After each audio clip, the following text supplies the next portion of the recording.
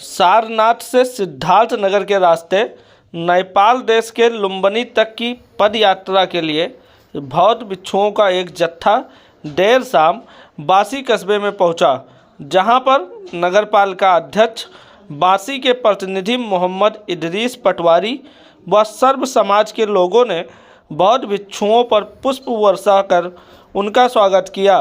विश्राम से पहले बौद्ध भिक्षुओं ने तिलोरा से बासी तक पैदल यात्रा भी किया। भगवान बुद्ध के संदेश को जन जन तक पहुंचाने के लिए बौद्ध धर्म सम्मेलन का आयोजन भी किया गया। वहीं बौद्ध धर्म के अनुयायी ने बताया कि भगवान बुद्ध ने सारनाथ में पहला उपदेश किया। बुद्ध अपने जीवन काल में लगभग 45 वर्ष तक पैदल चलते रहे और जन जागरण करते रहे। आज इस संसार में भिक्षु संघ वह काम कर रहा है। बुद्ध का संदेश जो संदेश है उनको अपने जीवन में लाके जीवन को सुखी बनाया जा रहा है।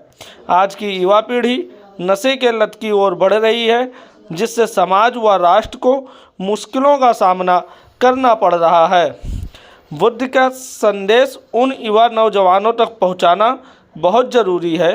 बुद्ध के संदेश से नशे की लत को भी दूर किया जा सकता है। आइए सुनते हैं बौद्ध भिक्षुक द्वारा क्या जानकारी दी गई है।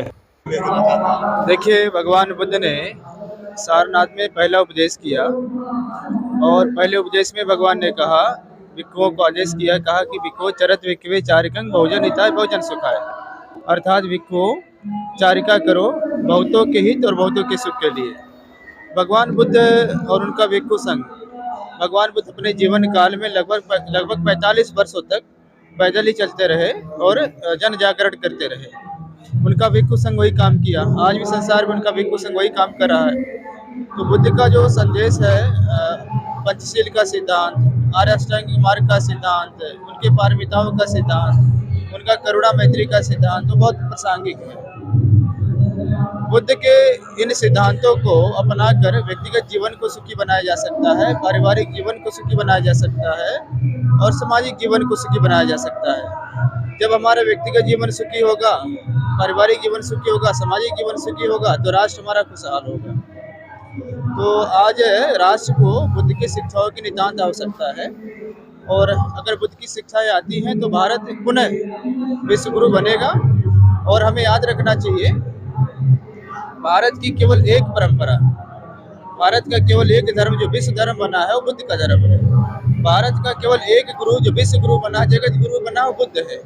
तो बुद्ध की शिक्षाओं को जब पूरी दुनिया मान रही है, पूरी दुनिया उस पर चल रही है, तो हमें भी उसे अपने देश में प्रचार प्रसार करके आम जनता तक जो है ले जाना चाहिए।